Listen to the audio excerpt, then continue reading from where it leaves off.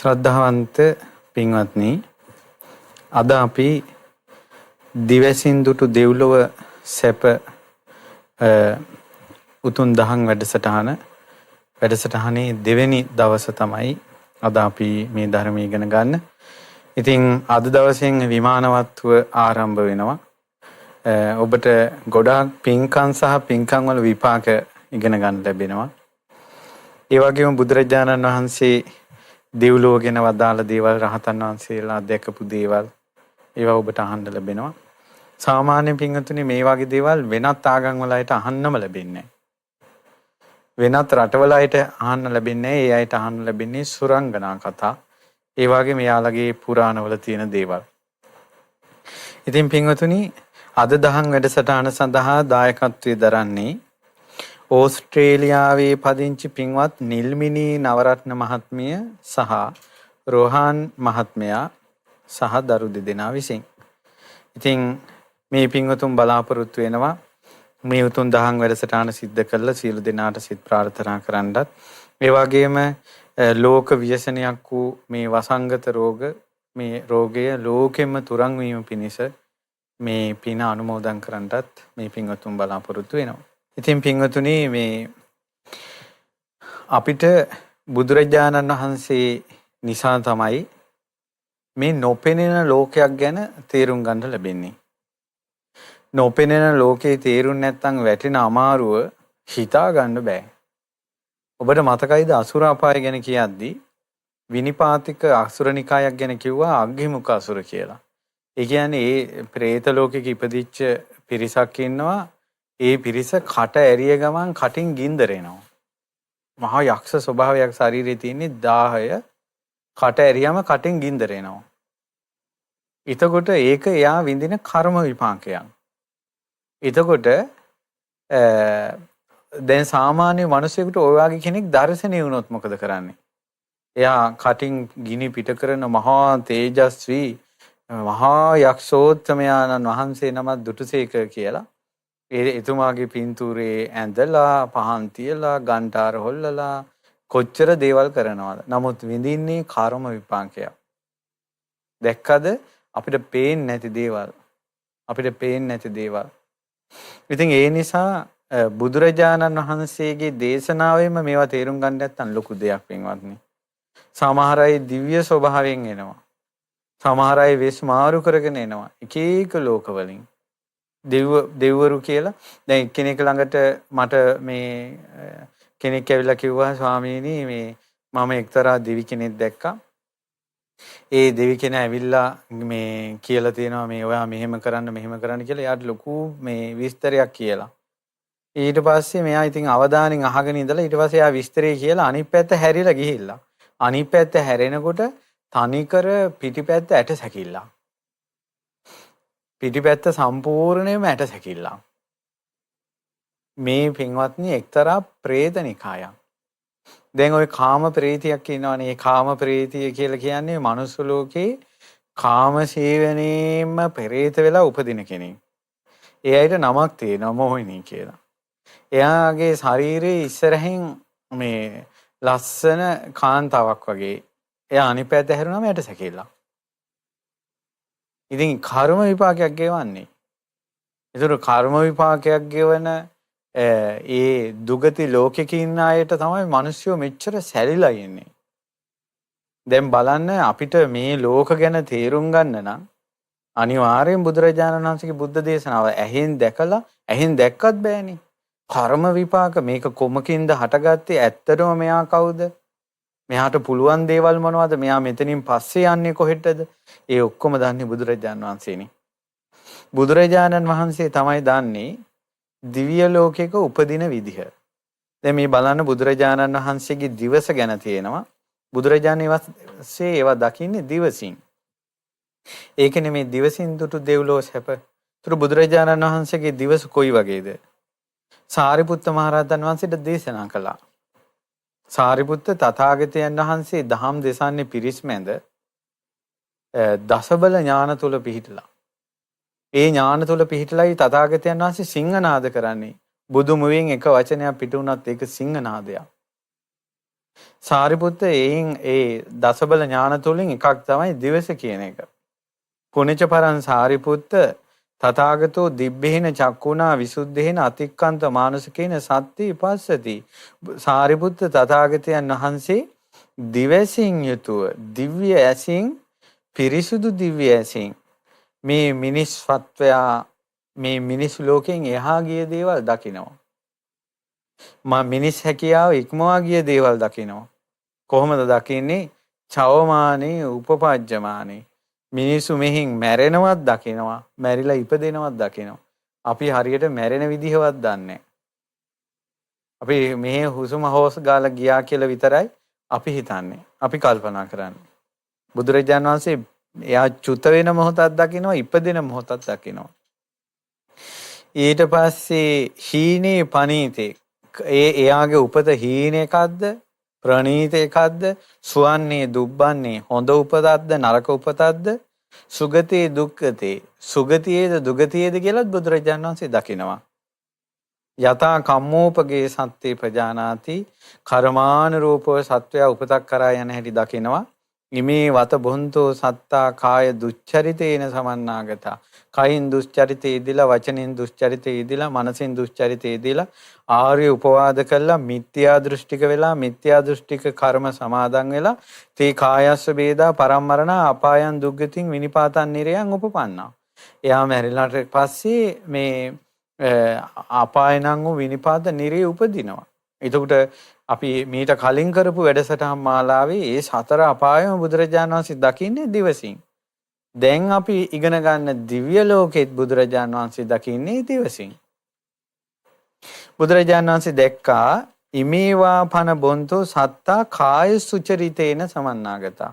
මේ සත්වයෝ කයින් යහපත් දේවල් කරලා වචී සුචරිතේන සමන්නාගතා. වචනෙන් යහපත් දේවල් කරලා මනෝ සුචරිතේන සමන්නාගතා. මනෝ සුචරිතයෙන් සමන්නාගත වෙලා අරියානං අනුපවාදක ආර්යයන් වහන්සේලාට උපවාද නොකර. දැන් තේරෙනවා නේද දෙව්ලොවකට උපදින්න බෑ ආර්යයන් වහන්සේලාට උපවාද කළොත්. උතුම් අයට ගැරෙහුවොත් දෙව්ලොවක උපදින්න බෑ. ආර්යයන් වහන්සේලාට උපවාද නොකර ඉන්න කෙනා තමයි දෙව්ලොව උපදින්නේ. ආර්යයන් වහන්සේලාට උපවාද නොකර සම්මා දිට්ඨිකා සම්මා දෘෂ්ටියෙන් යුතු වෙලා සම්මා දිට්ඨි කම්ම සමාදාන සම්මා දිට්ඨියෙන් යුතු දේවල්. ඒ සම්මා දිට්ඨිය කියන්නේ පින්පව් අදහගෙන කරන කර්ම. එතකොට දැන් ඒකෙන් තේරෙනවා පින්වත්නි සමහර වෙලාවට අපි කියමුකෝ දාන සීල භාවනා ආදී වශයෙන් උනත් ඒ කර්ම සම්මා දිට්ඨියෙන් යුතු වුණොත් තමයි ඒක ඒකාන්ත සුගතියට උපකාරී වෙන්නේ. දැන් සාමාන්‍යයෙන් පිට රටවල් වලින් ආධාර උපකාර කරනවා. ඒවා හොඳයි යහපත් දේවල්. ඒ වගේ විපාක තියෙනවා. ඊළඟට ඒ අය වැරදි නොකර ඉන්නවා. හැම මිත්‍යා දෘෂ්ටික කෙනෙක් ඉන්නවා පන්සිල් කඩන්නේ නැහැ. එතකොට ඒවා යහපත් දේවල්.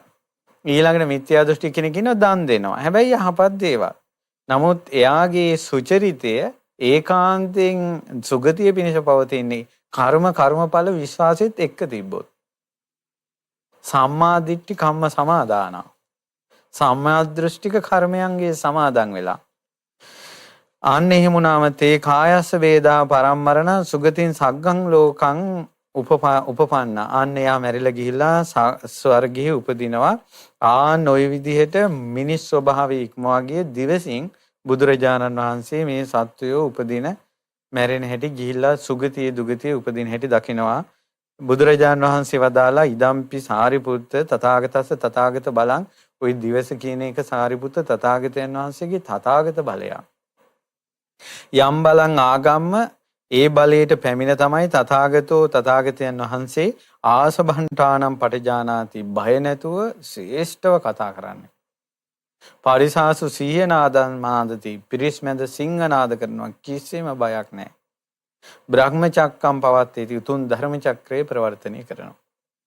ඉතින් මේ විදිහට බුදුරජාණන් වහන්සේ දසබල ඥාන තුල පිහිටලා දේශනා කරපු විස්තරයක් තමයි මේ සුගති උප්පත්තිය කියන එක. දෙව්ලොව කතාව. ඒ නිසා නැවත නැවත මේ කියන්නේ මේ ධර්මයේ වනාහි මම කියන දෙයක් නෙවෙයි. මා සොයාගත්ත දේකුත් නෙවෙයි. මම දැක්ක දේකුත් නෙවෙයි. මේ වනාහි බුදුරජාණන් වහන්සේ දසබල ඥාණයෙන් දැකපු දෙව්ලොවයි. ඉතින් පින්වතුනි යහපත් මිනිස්සු පින් කරන මිනිස්සු හොඳ මිනිස්සු හොයාගන්න පුළුවන්. කොහොමද හොයාගන්නේ? ඒකට සූත්‍ර දේශනාවක් තියෙනවා පින්වත්නි. ඒ සූත්‍ර දේශනාව බාලපඬිත සූත්‍රයේ එක්තරා කොටසක්. මහ පින්වත් මහණෙනි සත්පුරුෂ නුවණැත්තයා තුල ඒ සත්පුරුෂ නුවණැති බව පෙන්වන ලක්ෂණ ඒ සත්පුරුෂකම දැනගන්න පුළුවන් නිමිති සත්පුරුෂකම නුවණැති බව ඉස්මතු වෙන චර්යාවන් 3ක් තියෙනවා. කියන්නේ යම්කිසි මිනිසෙක් හොඳ නම් සත්පුරුෂයි නම් නුවණයි නම් ඒක පිටට පේන කරුණු 3ක් තියෙනවා. ඉතින් බුදුරජාණන් වහන්සේ වදාලා ඒ තමයි යම් හේකින් පින්වත් මහණෙනි සත්පුරුෂයා මේ දැනගන්නේ කොහොමද? ඒ චරිත 3 මොනවද? එයා හිතන්නේ යහපත් සිතිවිලි. හොඳ දේවල් හිතනවා. සත්පුරුෂයා හොඳ මිනිසයා නුවණැති මිනිසයා හොඳ දේවල් හිතනවා. යහපත් දේවල්මයි කියන්නේ. හොඳ දේවල් කියනවා. ඊළඟට යහපත් වැඩමයි කරන්නේ. හොඳ දේවල් යහපත් දේවල් තමයි යා කරන්නේ. ඉතින් බුදුරජාණන් වහන්සේ දේශනා කරන ඉතින් පින්වත් මහණෙනි හොඳ දේවල් හිතන්නේ නැත්නම් හොඳ දේවල් කියන්නේ නැත්නම් හොඳ දේවල් කරන්නේ නැත්නම් එයා කොහොමද හොඳ මිනිසෙක් කියලා හොයාගන්නේ? ඒවා කරන නිසා හිතන නිසා යා කියන නිසානේ ඒ මිනිසයා හොඳ මිනිසෙක් කියලා අපි තේරුම් ගන්නෙ. ඉතින් බුදුරජාණන් වහන්සේ මදාලා ඔන්න ඔය ක්‍රමයට මේ භවතා සත්පුරුෂ නුවණැත්තෙක් කියලා ලෝකයට හොයාගන්න පුළුවන්. ඉතින් පින්වත් මහණෙනි ඒ සත්පුරුෂයාට මේ ජීවිතේම සැප 3ක් උපදිනවා. දැන් දිව්‍ය ලෝකෙට යන්න කලින් මෙහි යන හැටි කියා දෙන්න එපා. ඒකයි මේ කියන්නේ. ඒ හොඳ මිනිසයාට සත්පුරුෂ මිනිසයාට මොලේ කියන එකක් තියෙන නුවණ තියෙන මිනිසයාට සතුටු 3ක් උපදිනවා. ඒ තමයි මිනිස්සු එකතු වුණාට පස්සේ හොඳ දේවල් කතා කරනවා. මේ පන්සිල් රකින්න එක ගැන, තෙරුවන් සරණ ගිය එක ගැන, දන් දෙන එක ගැන, සීල් රකින්න ඒවා ගැන කට්ටිය එකතු වෙලා කතා වෙනවා. කතා කරනකොට එයාට සතුටක් උපදිනවා. මං දන් දෙන කෙනෙක් නේ. මං පන්සිල් රකින්න කෙනෙක් නේ. මං මේ හොර වැඩ කරන්නේ නැති කෙනෙක් නේ. මං පින් කරන කෙනෙක් නේ කියලා සතුට උපදිනවා. හොඳ දේවල් කතා කරද්දි සතුට උපදින්නේ හොඳ මිනිස්සුන්ට. එහෙනම් හොඳ දේවල් කතා කරද්දී රුස්සන්නේ නැත්තේ නරක මිනිස්සුන්ට. ඒ නිසා බන කියනකොට රුස්සන්නේ නැත්තේ එයාගේ චරිතය නිසා මිසක් බනේ වැරද්දක් නෙවෙයි. ඉතින් ඒ නිසා දැන් ඒකනේ මං කිව්වේ දැන් අර බුදුරජාණන් වහන්සේම නිම්මාන රති දිව්‍ය ලෝකයේ උපදින නිම්මාන රති මනාපකායික වෘතයේ ධර්ම දේශනාවට කරනකොට පෙලක් කිපුණා පෙලක් හැදුණා. ඒතකොට කිපුණේ එයාලගේ චරිතය වැරද්ද. අනුමෝදන් වෙන්නේ තමන්ගේ චරිතය යහපත් බව. මේ තියෙන්නේ. ඒවා කතා කරනකොට සතුට උපදින්නේ තමා තුළ තියෙනවා නම් හැදෙන්න කැමති කෙනා තුළ. ඉතින් ඕක සත්පුරුෂ මනුස්සයර තමයි සැපේ උපදින්නේ. ඊළඟට තියෙනවා මේ දකින්නවා මේ ඔන දෙවෙනි සැපේ තමයි මේ හොඳ මිනිහා සත්පුරුෂ මනුස්සයා නුවණැති මනුස්සයා දකින්නවා වැරදි කරලා දඬුවම් විඳින මිනිස්සු. ඔන බේවද්දේ අහුවෙලා ලැජ්ජාවටපත් වෙන ඒවා. හොර වැඩ කරලා සල්ලාලකම් කරලා අහුවෙලා ඊළඟට ඔය වගේ දේවල් ඊළඟට මිනිස්සු ලෝභ කමින් කුණ කමින් හම්බ කරගෙන තියලා ඒවා ඔක්කොම දාලා යනවා Tamanට මොකවත් නැහැ. ඔය වගේ දේවල් දකිනවා. ඉතින් නරක වැඩවල දඬුවම් දකිනකොට නිന്ദා අපාස දකිනකොට එයාට හිතෙනවා අප්පේ මං නම් යාන්තම් බේරුණා. මං ඉස්සර බිව දැන් බොන්නේ. එයාට අදාළ නැහැ. ඒ නිසා දැන් දෙන දඬුවම් එයාට අදාළ නැහැ. වෙන මිනිසුන්ගේ දඬුවම් දැකලා එයා හිතන්නේ. ඒ නිසා දන් දෙන එක ගැන එයා සතුටු වෙනවා. ඉතින් එයාට හරි සතුටු. එයා දන්නවා මගේ ළඟ වැරදි නෑ මේ වගේ දඬුවම් නිന്ദා අපහාස විඳින්න දැන් මා තුල වැරද්දක් නෑ.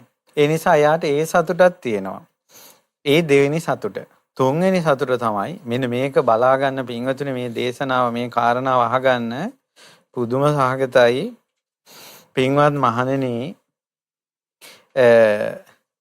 නැවත තවත් කාරණාවක් මේ කියන්නේ සත්පුරුෂ නුවණැත්තා පුටුවක වාඩි වෙලා ඉන්න වෙලාවක වේවා ඇඳක හාන්සි වී ඉන්න වෙලාවක වේවා බිම දිගා වී සිටින වෙලාවක වේවා තමන් ඉස්සර කරපු පින් කයින් කරපු යහපත් දේවල් වචනෙන් කියපු යහපත් දේවල් මනසින් හිතපු යහපත් දේවල් තමන්ට මැවිලා පේන්න පටන් ගන්නවා.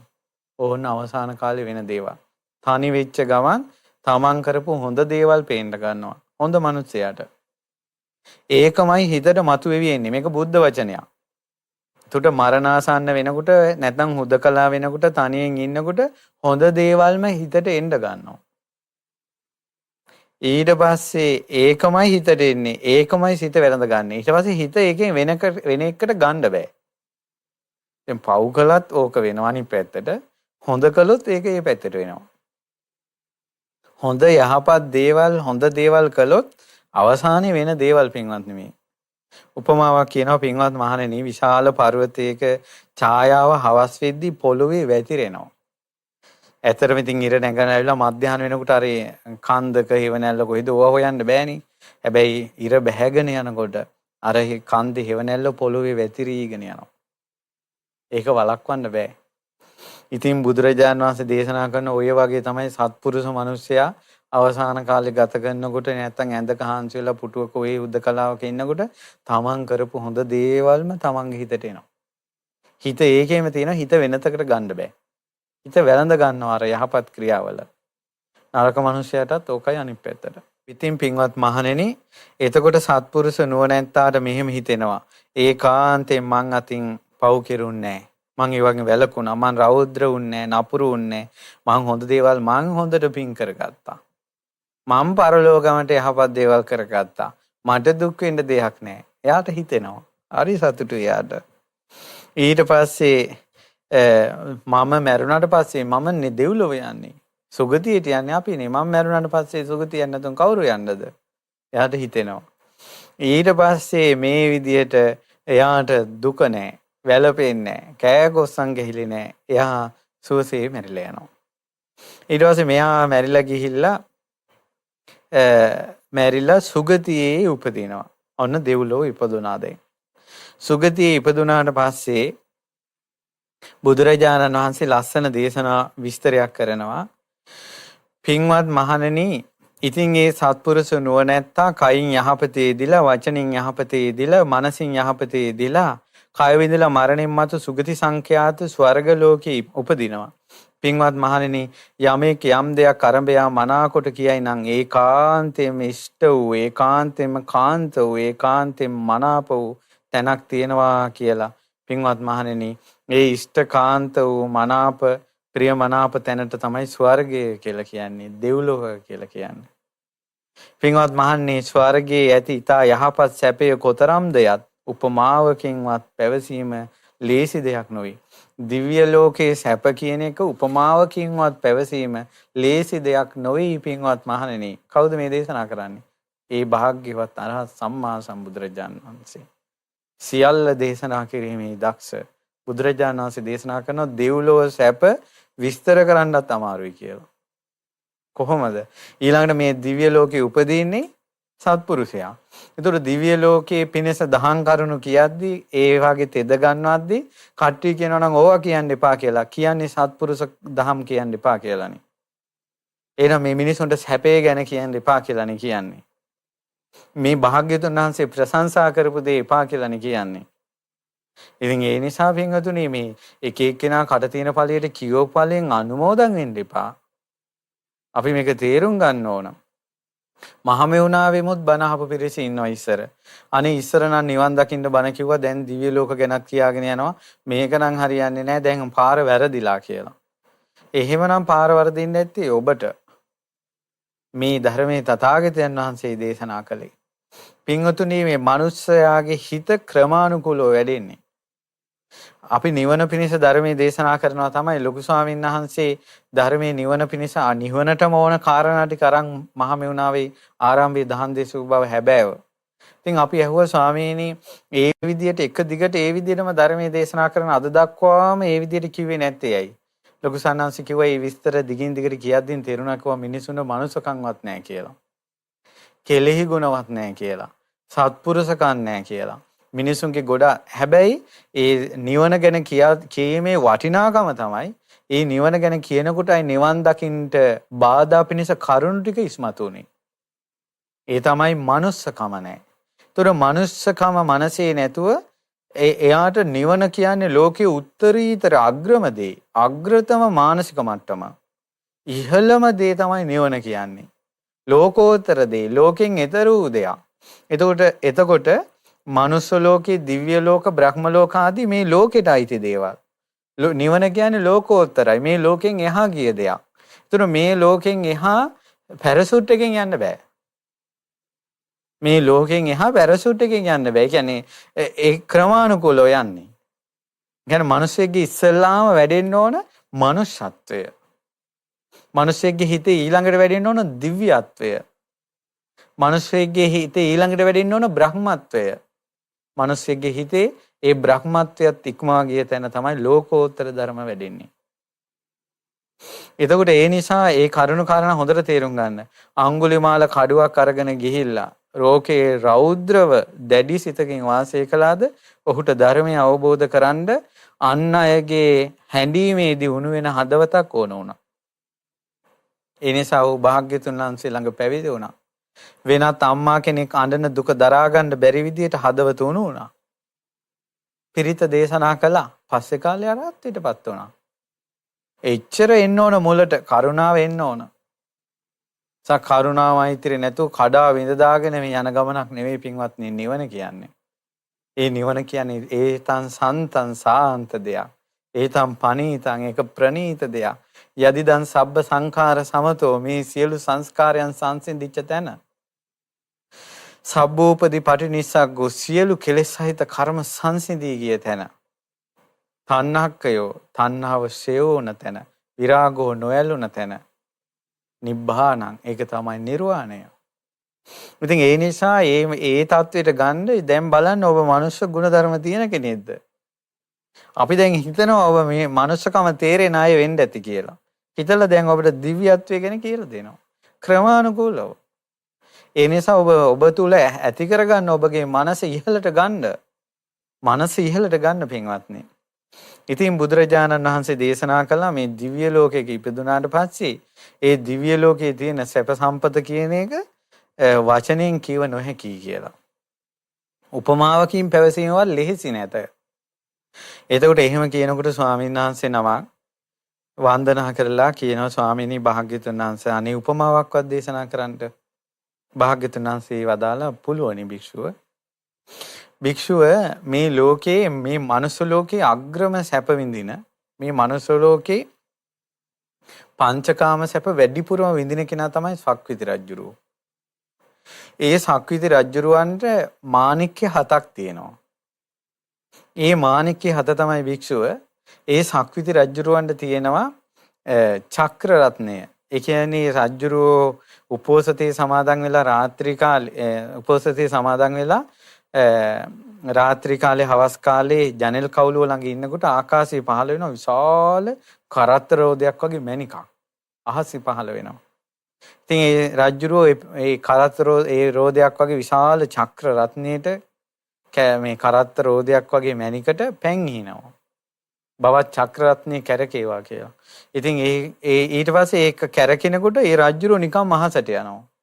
ඇමතිවරු සේනාව ඔක්කොම අහසට යනවා. නිකම් අර මැණිකේ අනුභවයට වෙන්නේ ඒක. ඔක්කොම අහසට ගිහිල්ලා ඒ කරත් රෝද පිටිපස්සෙන් අහසෙන් යනවා. ගිහිල්ලා මේ මුළු පෘථුවියම ඒ රජතුමාගේ අතටපත් වෙනවා. මොකද ඒ මැණික යම් රාජ්‍යයකට ගියොත් එහෙම ඒ රාජ්‍යයේ ඉන්න රජතුමා සක්විති රජතුමාට නැමිලා කියනවා මේ රාජ්‍ය ඔබ වහන්සේගේ ඔබ වහන්සේ කියන විදිහටයි අපි පාලනය කරන්න කියලා. ඊට පස්සේ කියනවා එහෙනම් සත්තු මරන්න එපා, හොරකම් කරන්න එපා, වැරදි කාම සේවනය කරන්න එපා, බොරු කියන්න එපා, මත්පැන් මත්ද්‍රව්‍ය පාවිච්චි කරන්න එපා කියලා මෙතෙක් ඔබ පාලනය කරපු විදිහට පාලනය කරන්න ඔය ප්‍රතිපත්තියේ පිළිලා ඉන්න කියලා සක්විති රජුරෝ කියලා මුළු පෘථුවියම සක්විති රජුරෝ අග රජ බවට පත් වෙනවා. ඒ කාලෙට කිසිම අරුබුදයක් කලකෝලහල මොකවත් නැහැ ඒ සක්විති රජතුමාගේ රාජ්‍ය කාලේ. ඒ තමයි ඊට පස්සේ මේ මණික ඇවිල්ලා අන්තපුරේ දොරටුවේ ආකාශයේ තියෙනවා මේ මාණික්කය. ඊළඟට බුදුරජාණන් වහන්සේ වදාළ භික්ෂුව ඒ සක්විති රජුරවන්ට පහළ වෙනවා මේ මණි රත්නය. කියන්නේ විශාල මණිකක්. ඒ මණිකෙන් එළිය විහිදෙනවා යොදුනක්. යොදුනක් කියන්නේ කිලෝමීටර 10ක්, හැතපොන් 7ක් විතර මේ එළිය විහිදිලා යනවා. ඉතින් රාජ්‍යරෝ දවසක් මේක විශාල කණුවක් මුදුනේ තියලා රාත්‍රී කාලේ මණික තිබ්බා. මිනිස්සු ඔක්කොම නැගිට්ටා අර යොදුනක මිනිස්සු මේ ඊර පායලා කියලා. එච්චර එළියයි. අද කාලේ කොහෙද මේ එළිය තියෙන මණික්? ඔබ නම් දැක්කද දන්නේ මම ජීවිතේට දැකලා නැහැ එළිය තියෙන මණික්. කියන්නේ මණිකෙන් එළිය විහිදෙන ඒවා දැකලා නැහැ. මිනිස්සු අද කාලේ මණික් අරන් ටෝච් එක ගහලා තමයි බලන්නේ මණික දිහා. අර මාණික්‍ය රත්නයෙන් යොදුනක් එළිය විහිදෙනවා. ඊට පස්සේ පින්වත්නි මේ ඒ රජුරවන්ට පහල වෙනවා හස්ති රත්නය. ඒ කියන්නේ ඇතෙක් පහල වෙනවා. ඒ ඇතා උදේ රජතුමා මෝන හොදලා උදේ කෑම වෙනකොට ඒ ඇතා පිට නැගලා අහසේ මුළු පෘථිවිය වටේම ගිහිල්ලා එනවා. එච්චර ඉක්මනට. අශ්වයෙක් පහල වෙනවා. උදේ මෝන සෝදලා උදේ කෑම වෙනකොට ඒ අතරතුර වෙලාවේ ආකාශයෙන් පෘථිවිය වටේම ගිහිල්ලා එනවා අශ්වයා පිට. ඒ රජතුමාට පහල වෙනවා පරිනායක රත්නයක්. දිවස් තියෙන ඕනම නිධානයක් පේනවා. වතුරේ ඉඳලා වුණත් රත්තරන් දියන් කියනකොට වතුර දෙබෑ කරලා රත්තරන් අරන් දෙනවා. පුරෝහිතෙක් පහල වෙනවා. ඊළඟට පුතාලා ටිකක් පහල වෙනවා. ප්‍රධාන පුතෙක් සහිත පුතාලා 1000ක්. සම්පූර්ණ රජතුමාගේ කාර්යය රාජකෘත්‍ය ඔක්කොම දරුවෝ කරන්නේ රජතුමාට කිසිම බරක් දෙන්නේ නැහැ. ඊළඟට ඒ රජතුමාට පහල වෙනවා ස්ත්‍රී රත්නයක්. හරි සොඳුරු රූප ස්වභාවයෙන් යුතු ස්ත්‍රී රත්නයක් පහල වෙනවා. ඈ වැඩි උසත් නෑ, ඈ වැඩි කෙට්ටුත් නෑ, ඊළඟට ඈ වැඩි කළුත් නෑ.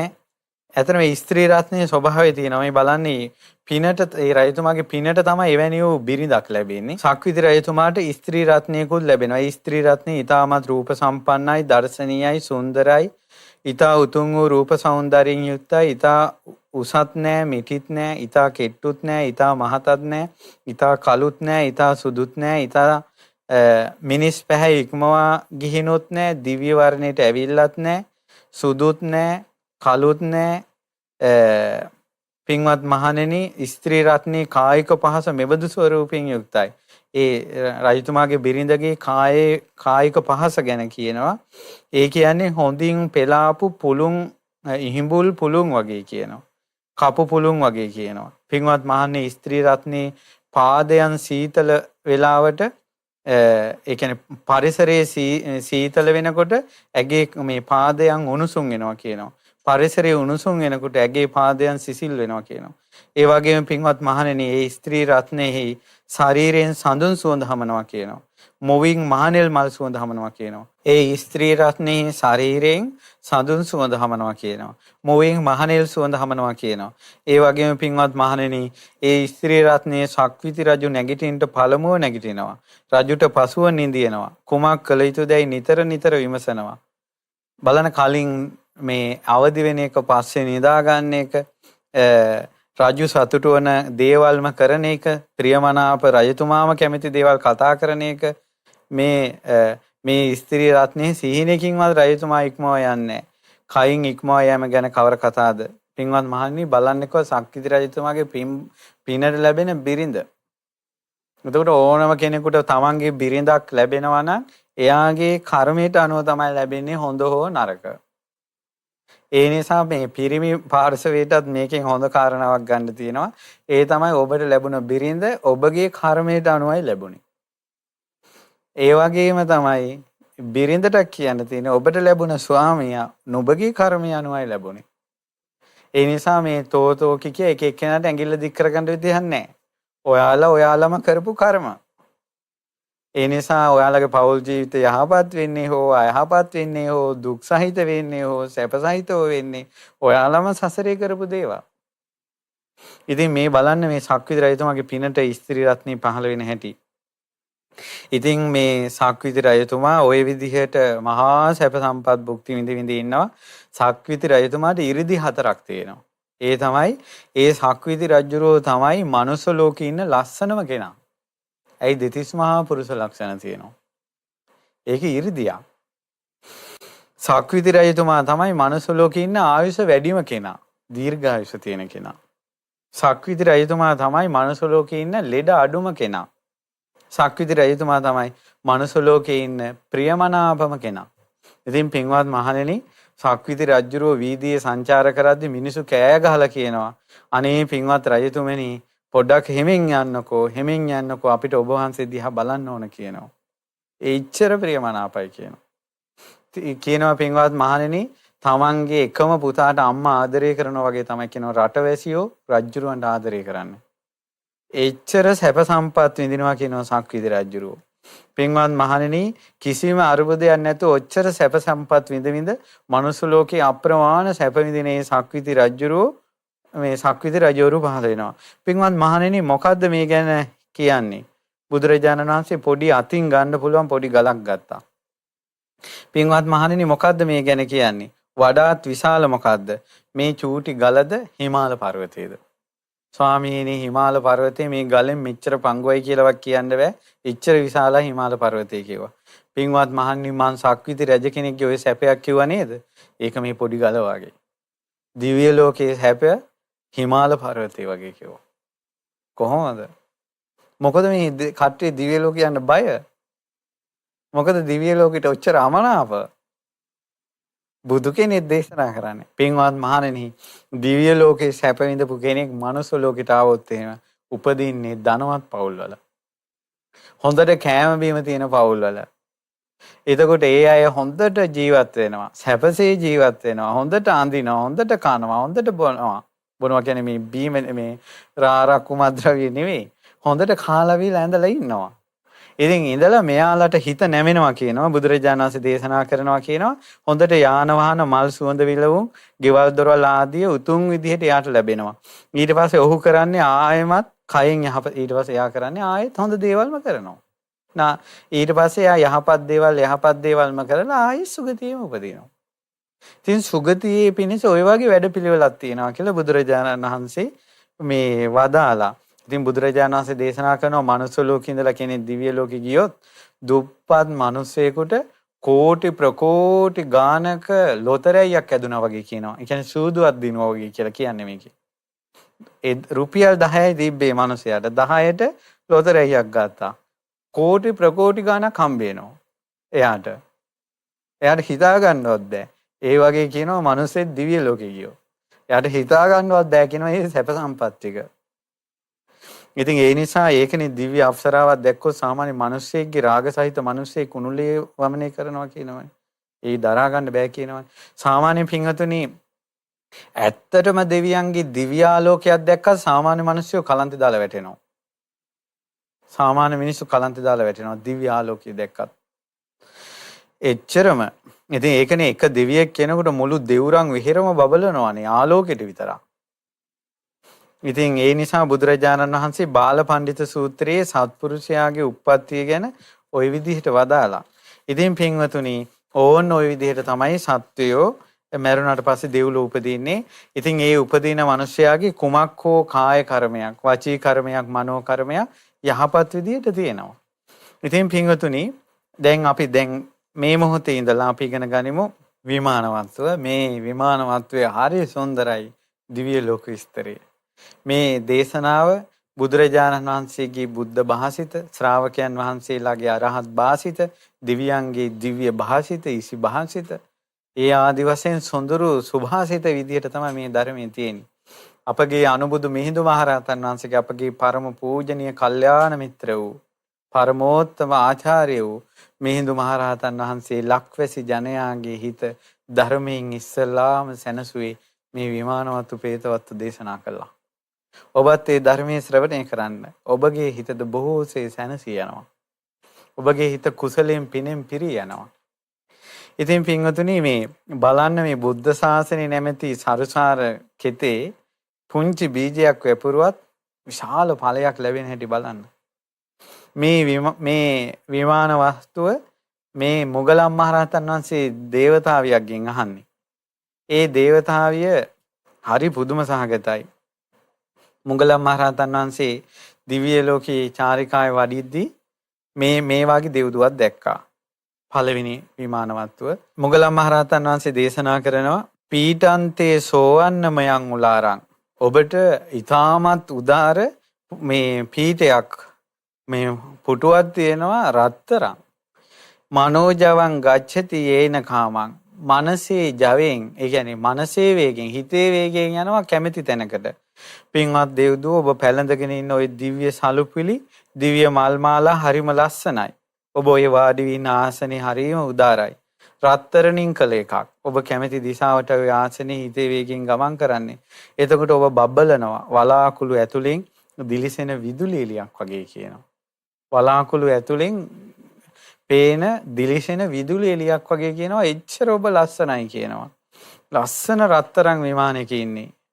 ලස්සන රත්තරන් ආසනයක් එක්ක ඔබ යන්නේ. හිතේ වේගෙන් යනවා. ඇත්තෙන්ම ඔබට මෙවැනි ලස්සනක් ලැබුණේ කොහොමද? මොන වගේ පිනක්ද ඔබ කළේ? ප්‍රිය උපදන සැප සලසන මේ වගේ පිනක් කොහොමද කරගත්තේ මනුස්ස ලෝකෙ ඉද්දී? ඉතින් මහානුභාව පුච්චාමිතං දේවි මහානුභාව සම්පන්න දෙව්දුව මම ඔබෙන් අහනවා. මනුස්ස භූතා කිමකාසි පුඤ්ඤා. මිනිස්සෙක් කියලා ඉද්දී මොකද්ද කරගත්ත පින? කේනාසි ඒවං ජාලිතානුභාවා. මෙච්චර බැබලෙන පින මොකද්ද? වන්නෝචතේ සබ්බ දිසා පකාස තීති. ඔබගේ වර්ණයෙන් හැම පැත්තම බබලනවා. පින්වතුනි, ඔබ දිව්‍ය ලෝකයේ කියන එක තේරුම් ගන්න ඉක්මන් වෙන්න එපා. පුදුම විදිහේ දිව්‍ය විමාන තියෙනවා. මේ එක දිව්‍ය විමානයක්. මේ කතා ඔක්කොම ටික අහගෙන යනකොට දිව්‍ය ලෝකේ ගැන යම් හැඟීමක් හිතට එයි. ඊට පස්සේ කියනවා සා දේවතා අත්තමනා මොග්ගල්ලානේන පුච්චිතා. මොග්ගලම් මහ රහතන් වහන්සේ තමයි ඇහුවේ. ඒ දෙව්දුව හරියට සතුටු වුණා. එයා කරපු පින අහපු එක ගැන. ඉතින් මගේ මේ ප්‍රශ්නේ අහුවනේ කියලා සතුටු වෙලා තමන් කරපු පින කිව්වා. කිව්වා ස්වාමීනි, මම රජගහනුවර හිටියේ. මම රජගහනුවර ඉද්දීන් ඉස්සෙල්ලා වන්දනා කළා. මොග්ගලම් මහ රහතන් වහන්සේ වැඳලා එකත් පස්ව හිටගෙන කියනවා ස්වාමීනි, මම රජගහනුවර හිටියේ. මිනිස්සු හරියට පින් කරනවා. සැවැත් නුවර පින් කරනවා. ඉතින් ඒක ජනපදවල මිනිස්සු පින් කරනවා. කොසල් මහ රජුරෝ මහා අසද්දෘස දානෙ දුන්නා. ඊළඟට විසාකාව පූර්වාරාමේ හැදුවා. ඉතින් ඕවා රටේ ලෝකෙ පැතිරිලා ගියා. ඉතින් මිනිස්සු කතා වුණා එහෙනම් පින් කරන්න ගොඩක් සල්ලි ඕන කියලා. ඊට පස්සේ ඒ බුදුරජාණන් වහන්සේගෙන් ධර්මය ආපු අය කිව්වා නෑ, රහතන් වහන්සේලා කියලා තියෙනවා සමහර රහතන් වහන්සේලා අරහත්ත්වයට පත් වෙලා තියෙන්නේ කලින් ජීවිතේ එක මලක් හරි පූජා කළ ඒ පින් බලෙන් කියලා. නාත්ති චිත්තේ පසන්නම්මි අප්පිකා නාම දක්කිනා. හිත පැහැදුනොත් එහෙම මේ දක්ෂිනාව දෙන දේ පුංචි කියලා නෑ.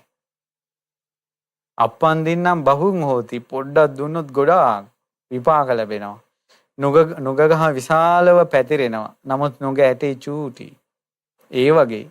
ඉතින් මේවා ගැන මං අහනකොට අහලා මටත් හිතුණා කවදා හරි මමත් කොහොම හරි පිනක් කරගන්නවා කියලා. හැබැයි ඒ දවස්වල හැම ජනපදයකම හැම ගමකම ස්වාමීන් වහන්සේලා දකින්න නෑ. නමුත් ඉතින් අර කටින් කටට අහලා මටත් ආස හිතුණා මොකක් හරි පිනක් කරගන්න.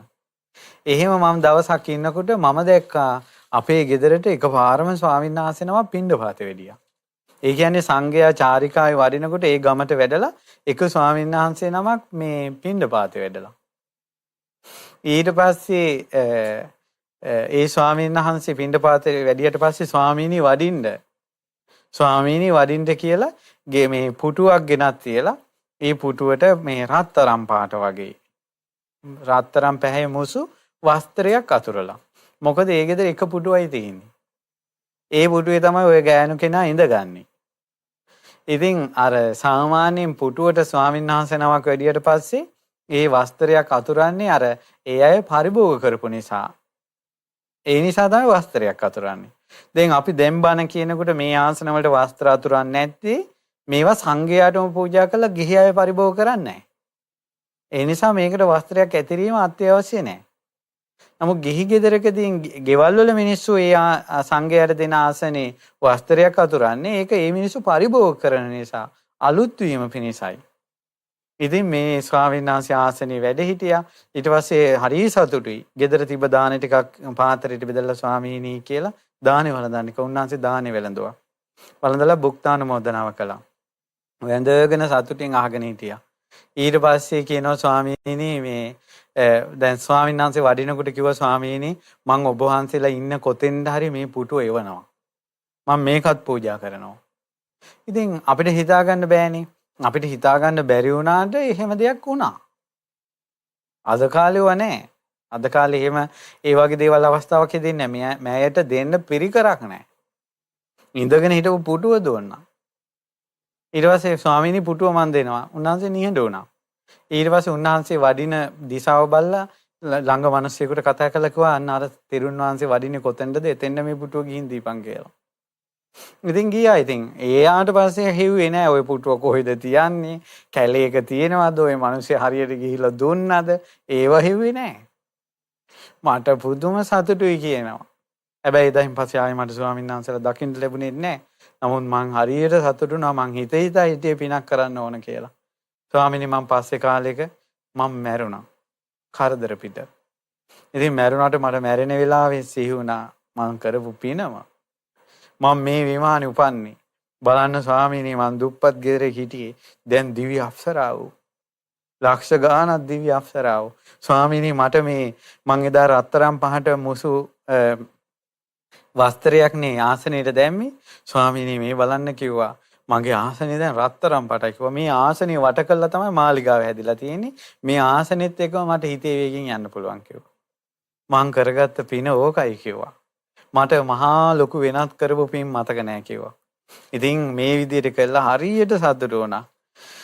මේ කියනවා ස්වාමීනි මහානුභාව සම්පන්න වූ ස්වාමීන් වහන්සේ මිනිස් ලෝකයේදී ওই පින තමයි මං කරගත්තේ.